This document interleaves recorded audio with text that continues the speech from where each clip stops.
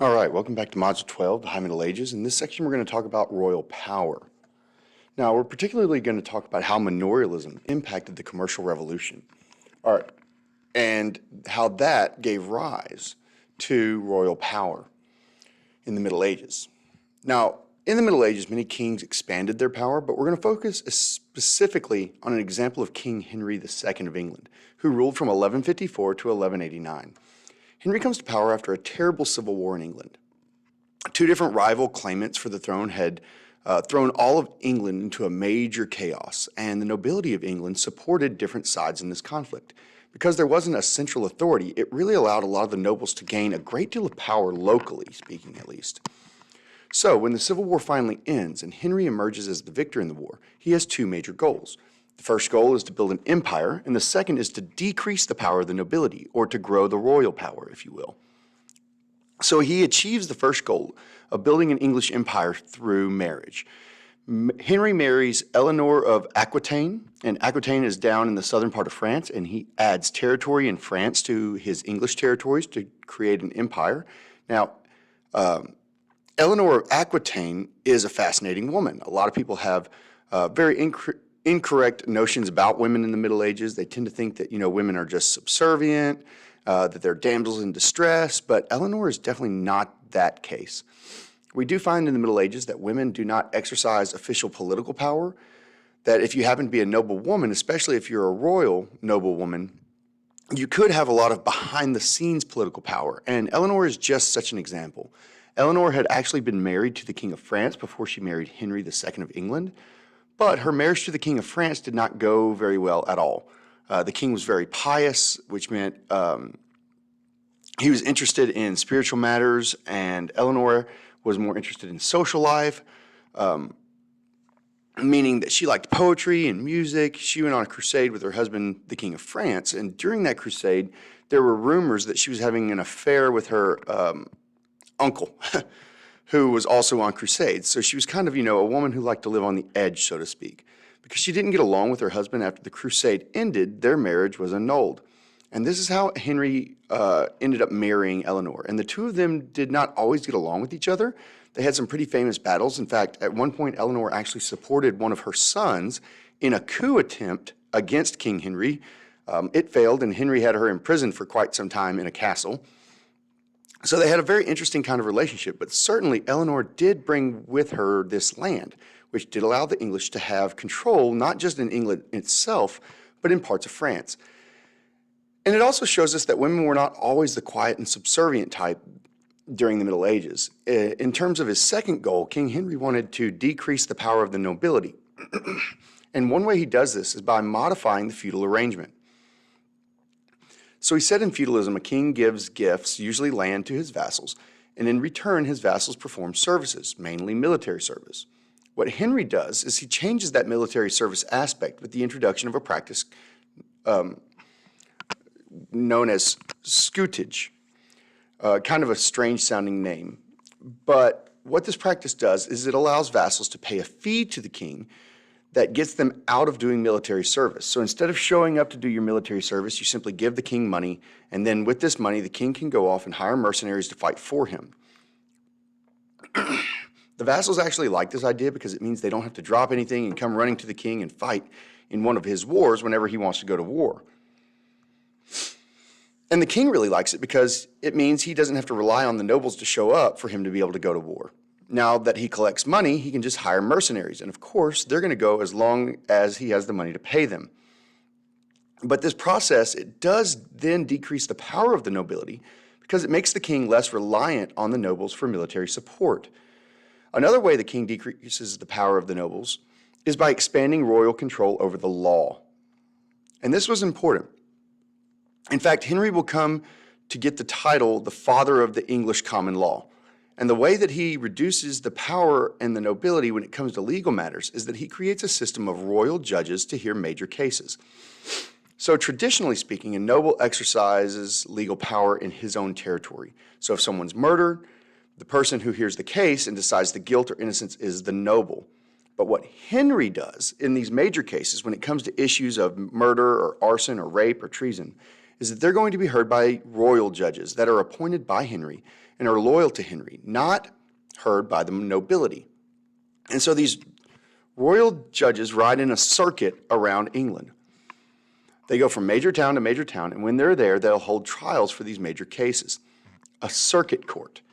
So who gets to decide which cases the royal judges are going to hear? Well, that comes to the second thing that Henry does to change English law, and he creates a jury system. So the types of jury that Henry creates is known as a grand jury. And the purpose of the grand jury is to decide which cases the royal judges are going to hear. Now, the people that make this decision are leading men from the town or city. They're the ones who are going to sit down and say, okay, so somebody got murdered. Well, we think we know who the murderer is. Let's put the case before it. Oh, look, this is a case, that is, this seems pretty straightforward. The local noble can hear this one. He doesn't need to have this bother the king. Or, no, the king needs to really make his mind up on this one. So they're the ones who actually make these decisions on what cases the king and his judges are going to hear. And in fact, today we still use the grand jury system. So prosecutors will convene grand juries and present a case to the grand jury, and it's the grand jury that will decide whether or not the case will go forward with the legal system. And if they decide we'll go forward, they'll pass on an indictment, and you'll see the case going to actual trial. So we still use this system today. Now, later on, after Henry's death, what we're going to see is that his successors, in addition to using the grand juries, are also going to use what are called petite juries. And that's the jury system in which you have individuals who will decide on the accused person's guilt or innocence, that is. And so that's what's probably you're familiar with today that will come on later. But in either case, what we're seeing is that justices and the power of justice is being taken away from the nobles and it's being placed in the hand of the king. Now, while the king is really successful in building his empire and decreasing the power of his nobility, when it comes to expanding his power over the church, this is where Henry gets into a little bit of trouble. He does appoint one of his best friends named Thomas Becket to become Archbishop of Canterbury, which is the highest church position in England. And Henry thinks that because he's put his best friend into that position, that his best friend will do whatever he wants him to do, even though Thomas tells him, look, Henry, if I'm named Archbishop of Canterbury, I'm going to be more loyal to God and the Pope than I am to you. And, Henry doesn't really believe his friend. So when Henry comes to his friend Thomas and says, hey, I want you to make the church official subjects to royal law, he's very upset when Thomas turns to him and says, no. And Henry has a terrible temper. And when he is told that he can't do this, he throws a temper tantrum, and we'll talk about the results of that temper tantrum in the next slide. So Henry is really upset with Thomas Becket, and he kind of suggests that he wishes Becket really weren't around anymore to frustrate him. And some of his knights take this as a command, and they go to get rid of him. Yeah. So they break into the Church of Canterbury Cathedral, and they find Thomas praying at the high altar, and they kill him in the church. And Henry is appalled at what happens. So the rest of Europe, looks at this, and he's basically murdered an archbishop. So Henry is forced to do penance. He's forced to say he's sorry to the church in a very public manner. He has to walk barefoot to the church and really kind of humiliate himself to ask for forgiveness from the church and for the murder of Thomas Becket. And there's no way that Henry can establish control over the Church of England, the church in England. He comes right up against the power of the Pope and is just kind of crushed by it. And as a side note, for those of you that are into English literature, Canterbury will become a major pilgrimage site. Thomas Becket is revered as a saint, and so people throughout the Middle Ages will come to Canterbury to try and look at the relics of Thomas Becket. So there's a very famous piece of literature called Canterbury Tales by Geoffrey Chaucer, and that's a collection of stories that of pilgrims that are telling each other stories along the road to Canterbury. So that's where you kind of get this piece of literature, and it's kind of coming out of this with the murder of Thomas Becket. Now, in general, royal power is going to grow during the Middle Ages, and there are limits to how much this power that the kings are going to be able to obtain. And even in England, we find that while Henry II is very good at establishing control over the nobility, and later on when some of his successors try to expand that power even further, they run into trouble. And here we're going to move on to talk about one of Henry's successors, his son John I. Now, before John becomes king, his brother Richard is king first. But Richard is off fighting in the Crusades and then off fighting in France for most of his reign, and only spends about 6 months in England. So it's really John who has more of an influence on the development of English political history. Well, like his father, Henry II, John also gets into a conflict with the church. He's trying to expand royal power and have the ability to appoint bishops within the English church. And once again, he finds that this is just not able to happen. He can't expand his power this way. To that extent, the Pope responds to John by excommunicating him and placing England under interdict, which is a fancy way of saying that the Pope tells all the priests of England to go on strike and stop performing services.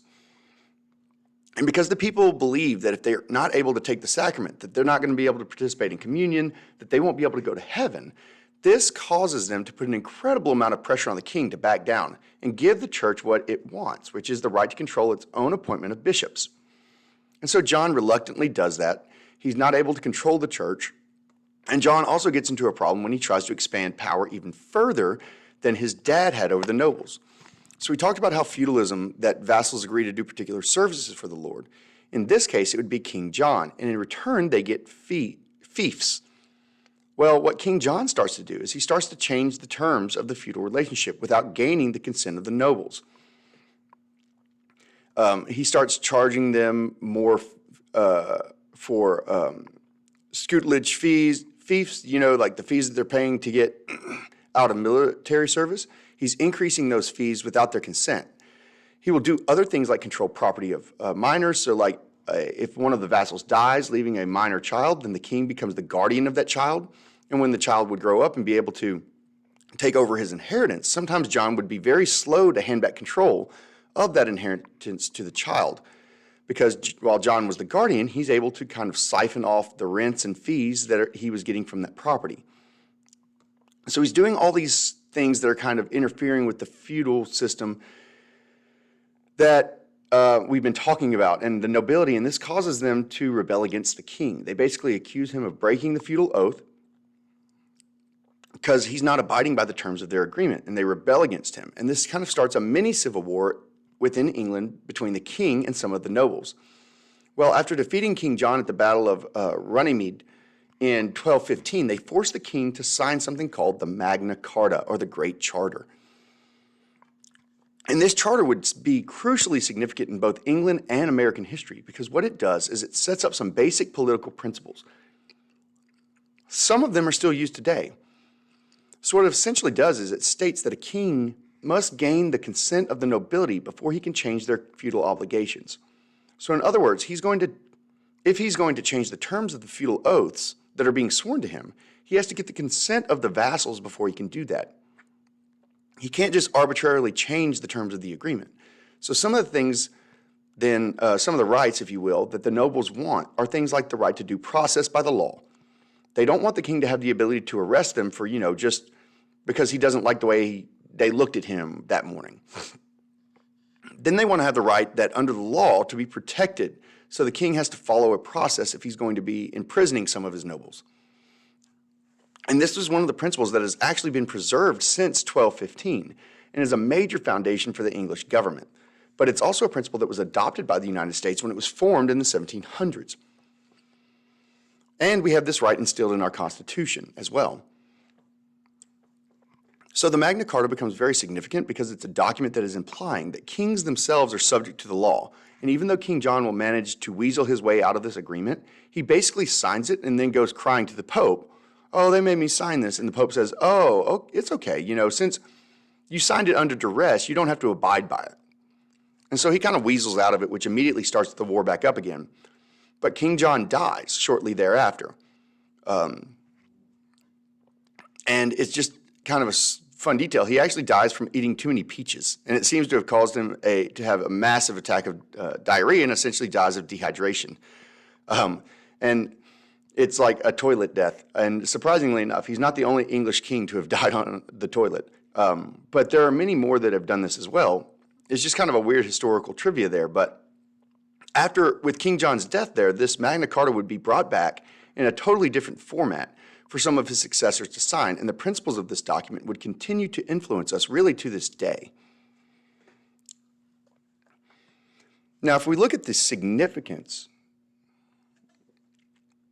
if we look at the significance of our kind of dive into the growth of royal power in England, well, I think what we're seeing here is the kings are expanding their power, and this will bring a measure of stability to Europe. But at the same time, there is a limit to how much they can grow their power, and specifically in the case of England. With the signing of the Magna Carta, it's one of the major legacies that we see, and the creation of Parliament. So part of the Magna Carta, the nobles set up a system to make sure the king is abiding by the agreement. There's a council of nobles who are there to ensure that the king, agrees to and carries out the terms that he signed. And later on, this council of nobles would turn into the creation of Parliament around the year 1300. We start to see early Parliament meetings where the king gets together and he meets not only with a group of nobles, but also invites representatives of major towns and cities to come to the meeting as well. And they become known as the Commons. And so what we start to see is the principle of a king must rule with the consent of the people. And in particular in England, Parliament will start to being called every time the king wants to raise taxes. And we do see that out of the outgrowth of this expansion of royal power and the battle between the nobles and the king, how much power he can really have is determined by the consent of the people. And again, it's a foundational principle that's not only used in England, but was borrowed by the United States. Now, granted, we don't have a king, but we do say that, our presidents must rule with the consent of the people. The Congress is, the law-making body that people will establish its will with. And our executive power must work together with legislative power, and the president's not above the law. He is bound by the law like everybody else. So these types of political principles are coming from this medieval time period, and you can kind of see their influence even today.